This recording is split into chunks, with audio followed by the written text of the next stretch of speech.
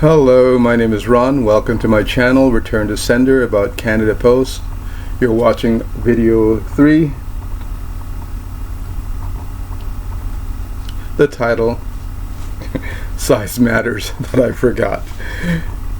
Anyway, I'm going to be reading from a prepared statement to explain the items behind me. This is actually my left. There's an article about me. That's me in the Toronto Star article.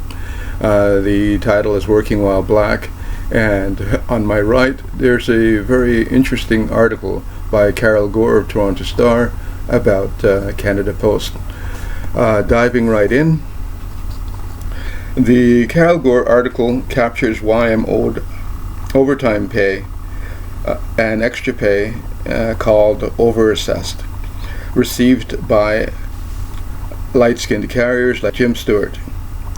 I digress for just a moment. There used to be a TV program called Undercover Boss. Like that show, key decision makers at Canada Post should be mandated by law to work the entire month of December to fully comprehend what it means to be a letter carrier. When the CEO of Canada Post elected to make routes longer, this increased overtime expense and absences related to repetitive strain injury and mental fatigue. Case in point, I worked briefly beside a light-skinned carrier hired after me. As there is a gospel, he said, "Effin' mail," as he sorted each piece of mail into a sortation case. Our paths did not cross for about a month when I saw him giving a very spirited testimonial about how wonderful the union was at a meeting. Why? This rosy-cheeked man claimed he suffered a slip-and-fall accident and was now happily on modified duties, and no longer had to deliver the effing mail. Sharing these details is very difficult for me. I have no grudge against anyone. When I work for a company, I believe we all have the same objective: make customers happy while making a profit in a non-toxic workplace. Unfortunately, this appeared to be reserved primarily for Canada Post employees with light skin and identified as heterosexual. Supervisors ignored gross homophobic, female body shaming, and racist insults from predominantly light-skinned male letter carriers. Turning your attention back to size, letter carrier routes are measured by many variables. I'll just share 4 of them.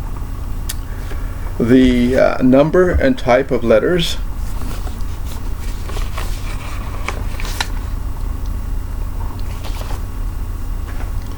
the weight of the mail,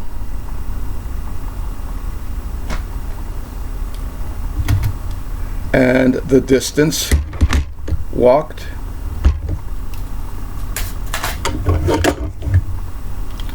or driven.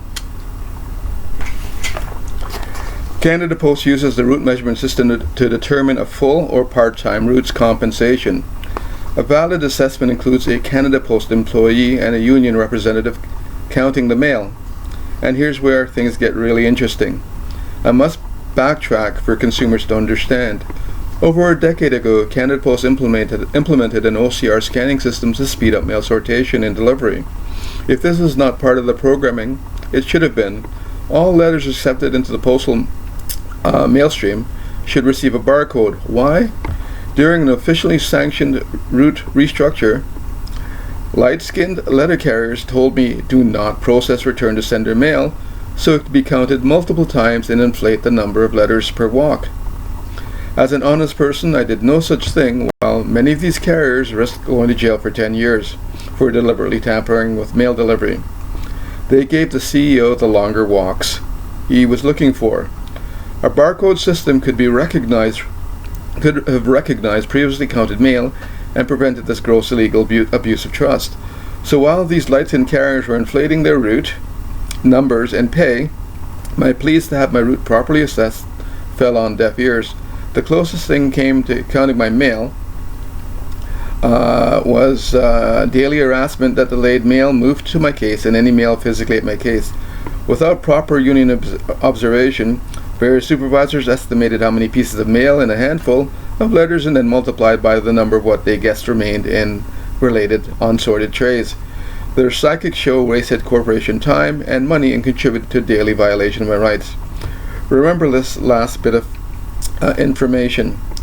Union members or officers have other roles.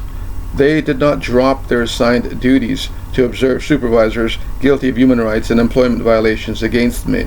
And just to backtrack, I'm just going to quickly read the letter from Shoppers Drug Mart. It's quite short, but very relevant. I may not have mentioned growth or attrition earlier. My route actually experienced growth. Essentially, the post office at the store, Shoppers, opened in November 2009. I received no extra pay. However, my driver who serviced that RPO, he actually received, my light-skinned driver, he received extra pay, volunteered from Canada Post. Intermittently, 3 or more people assumed the role of Cup W shop steward at 6035 Bathurst Street. One was an Indian male, the other was a light-skinned female, Caucasian, whose primary role was getting signature items ready for carriers. That's actually what you're seeing on the if you can see it on the wall behind me. It's called an items delivery bill, where anything that requires signature or the attention of the customer, it's actually signed and accounted for. And my driver, called a mail service courier, that's the acronym for driver, he was very abusive. It could take days to share what I suffered at his hands. Well, thanks for viewing, and more to come.